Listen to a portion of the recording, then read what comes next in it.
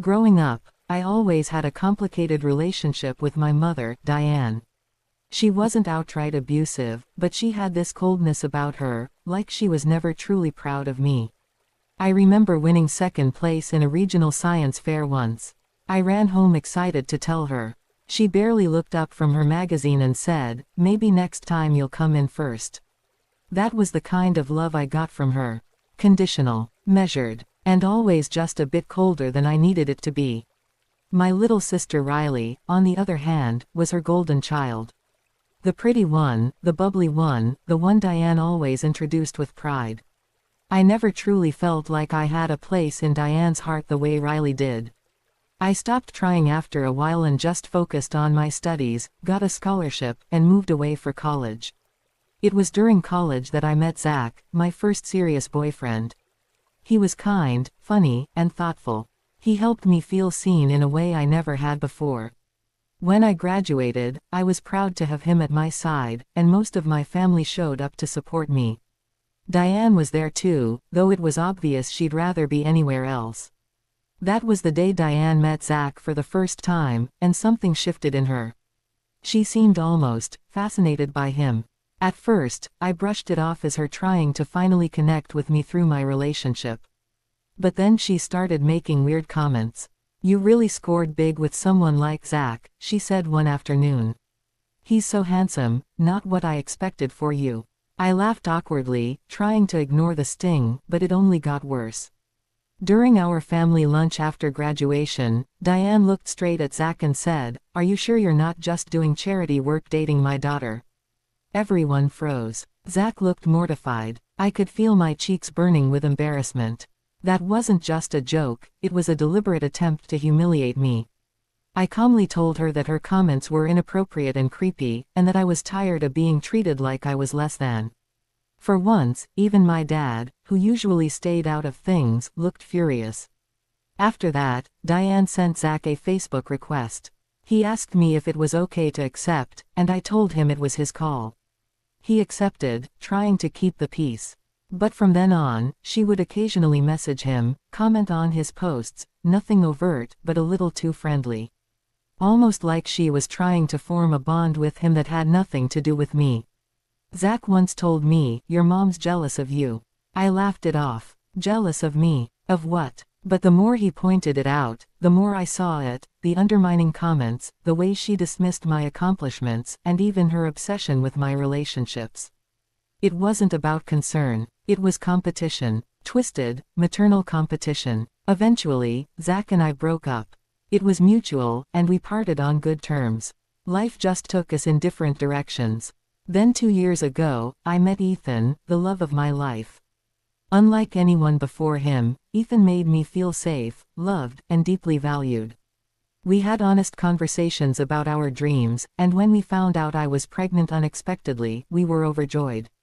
We got married in a small, beautiful ceremony before announcing the pregnancy. My dad, Riley, and my stepfather Alan were thrilled. But Diane looked like someone had ruined her birthday. She pulled me aside after the wedding and said, "I was hoping you'd get back with Zach. I thought you were just going through a phase with Ethan." I laughed, thinking maybe she had one too many drinks. But then she kept going, criticizing my decision to marry Ethan, saying I was rushing into things, that I'd regret having a baby so soon. And then, the real dagger. "I just never imagined you would be the one to give this family its first grandchild. I always thought Riley would win that race. Like my pregnancy was some kind of twisted competition."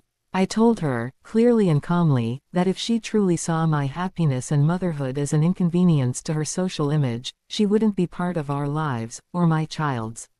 The argument got heated. I asked her to leave. And after that, I went no contact.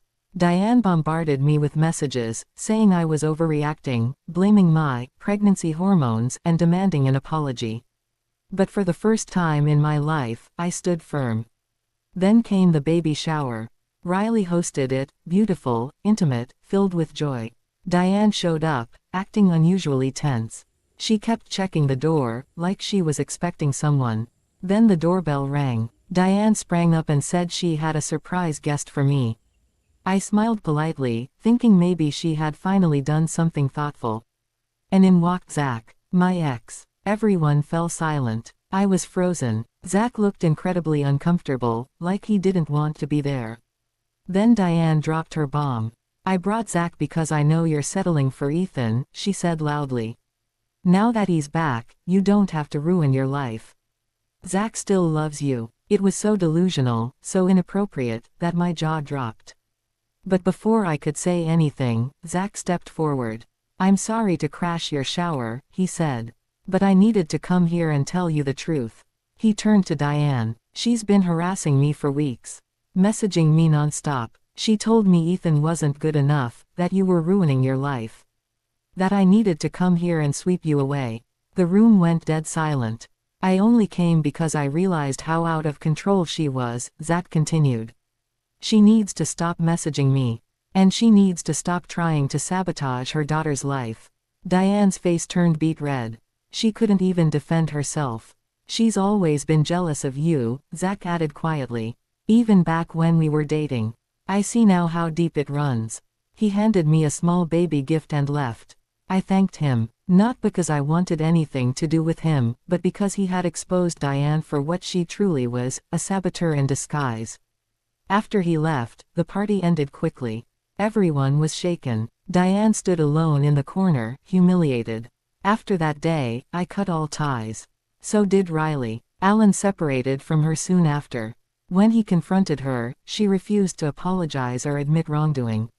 He realized she wasn't just a difficult woman, she was toxic. And that she was capable of hurting anyone in her path. It's been 8 months since. Our baby is happy and healthy. Ethan and I are thriving. My dad and Riley are more supportive than ever, and we've formed a beautiful little family full of warmth and safety. Diane. She's a distant memory now. A ghost of bitterness we no longer allow to haunt our home.